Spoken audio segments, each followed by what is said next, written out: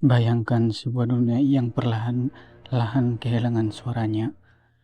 Bahasa bukan sekedar alat komunikasi, melainkan wadah dari sejarah, budaya, dan cara unik manusia memahami kehidupan. Namun, di balik riuhnya modernisasi, sebuah krisis sunyi sedang melanda bumi kita. Para ahli linguistik memperkirakan ada sekitar 7.000 bahasa yang digunakan saat ini, bahkan lebih.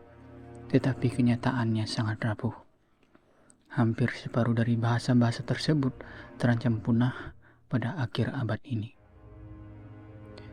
di mana setiap 2 minggu sekali, satu bahasa dipastikan mati bersamaan dengan perginya penutur fasih terakhir mereka.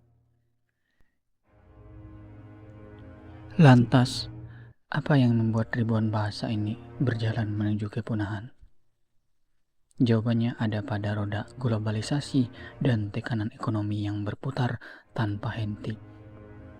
Di era yang serba terhubung ini, uang dan peluang bicara dalam bahasa-bahasa besar seperti Inggris, Mandarin, atau bahasa nasional seperti bahasa Indonesia.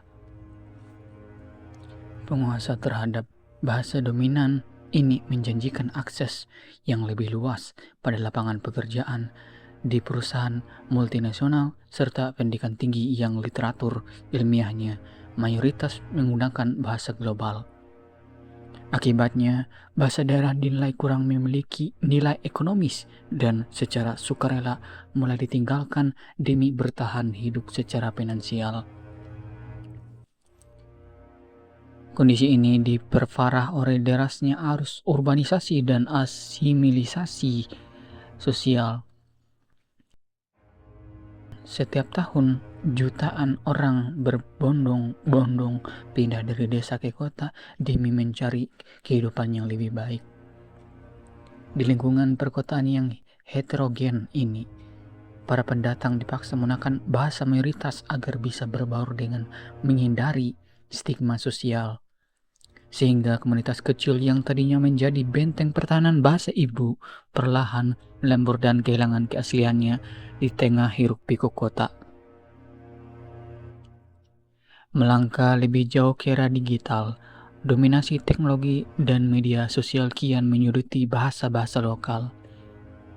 Ketika generasi muda membuka internet, mereka dihadapkan pada realitas baru di mana mayoritas konten video streaming, game, hingga algoritma kecerdasan buatan dirancang untuk memahami bahasa dengan jumlah penutur raksasa. Bahasa daerah yang tidak memiliki sistem tulisan digital atau tidak didukung oleh teknologi modern akhirnya tersisih dari ruang ketik dan obrolan sehari-hari. Sebenarnya semua faktor luar tersebut bermuara pada satu titik paling krusial di dalam rumah. Putusnya mata rantai generasi, banyak orang tua saat ini memutuskan untuk berhenti mengajarkan bahasa ibu kepada anak-anak mereka karena ingin anak mereka pasti bahasa nasional atau global sejak dini agar tidak kesulitan di sekolah.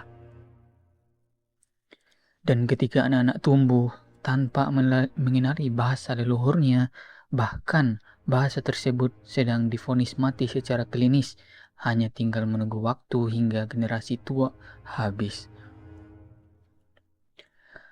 Saat sebuah bahasa punah, kita tidak hanya kehilangan kata-kata, tetapi juga kehilangan seluruh isi dunia yang dikandungnya. Kearifan lokal tentang obat-obatan tradisional, cara menjaga ekosistem alam, hingga mitologi kuno yang hanya tercatat dalam struktur bahasa tersebut akan sirna selamanya bersama dengan identiti budaya yang melekat padanya.